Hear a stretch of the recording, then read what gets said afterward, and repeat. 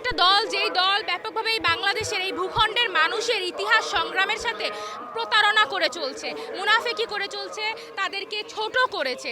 আমরা দেখেছি যে এমন অনেক দলও আজকে ভাষা শহীদদের প্রতি শ্রদ্ধাঞ্জলি জানাতে আসছে, যারা জনযুদ্ধে, ৭১-এর যে জনযুদ্ধ, স্বাধীনতা যুদ্ধ, সেই স্বাধীনতা যুদ্ধে শহীদদের সংখ্যা নিয়ে এখনো বিতর্ক তৈরি করে।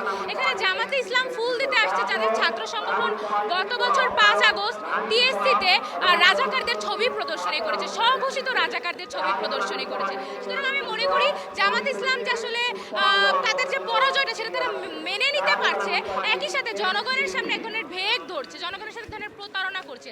তারা আসলে কোনোভাবে এই দেশের মানুষের যে সংগ্রাম তাকে মেনে নিয়ে তাদের রাজনীতিটা করতে পারবে না, কারণ তাদের রাজনৈতিক দর্শনের মধ্যেই পড়ে না। তাদের একটাই রাজনৈতিক দর্শন, ব্যাপকভাবে অগণতান্ত্রিক একটা রাজনৈতিক দর্শন, নারী বিদ্বেষী, অগণতান্ত্রিক এবং নানাভাবে এই দেশের ইতিহাসের কে অস্বীকার করার রাজনীতি। সুতরাং তারা আসলে কোনোভাবেই আজকে এই ফুল দেওয়ার মাধ্যমে নিজেদেরকে সহি প্রমাণ করতে পারছে না, বরঞ্চ আমি এটা আরেকটা প্রতারণা হিসেবেই দেখি, দেশের জনগণের সাথে এক ধরনের প্রতারণা হিসেবে আমি দেখি। তাদের যে সংগ্রাম, সেই সংগ্রামকে বুকে ধারণ করে তাদের স্মৃতির প্রতি শ্রদ্ধাঞ্জলি জানাচ্ছি। আমরা মনে করি যে এই যে ভাষা শহীদরা, তাদের যে সংগ্রাম তা এখনো পরিপূর্ণতা পায়নি। আপনারা জানেন ভাষা আন্দোলনের এত বছর পরও বাংলাদেশ একটা বহুজাতির রাষ্ট্র, বহু ভাষার রাষ্ট্র হতে পারেনি। বাংলা ভাষা এখন নানাভাবে আধিপত্য করে চলছে এই ভূখণ্ডেই থাকা অন্যান্য জাতিগোষ্ঠীর ভাষার ওপরে। আমরা এখনো দেখতে পারি যে বাংলা ভাষা আর যে জায়গাতে আমাদের নিয়ে যাওয়ার কথা, আমরা তা এখনও নানাভাবে নিয়ে যেতে পারিনি।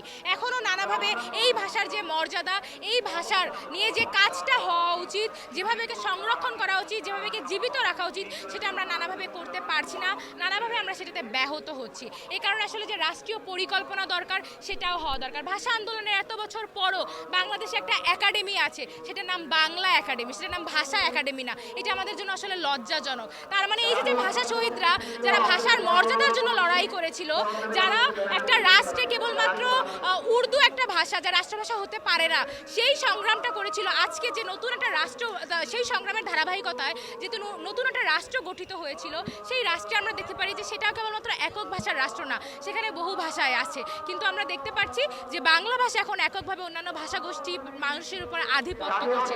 সুতরাং এই ভাষা শহীদদের দেখানো পথ, তাদের সংগ্রামকে ধারণ করেই আমরা যে আগামী লড়াইটা করব, সেই শপথও আমরা প্রতি বছর এই দিন গ্রহণ করি এবং আমাদের লড়াইটা চালিয়ে যাই।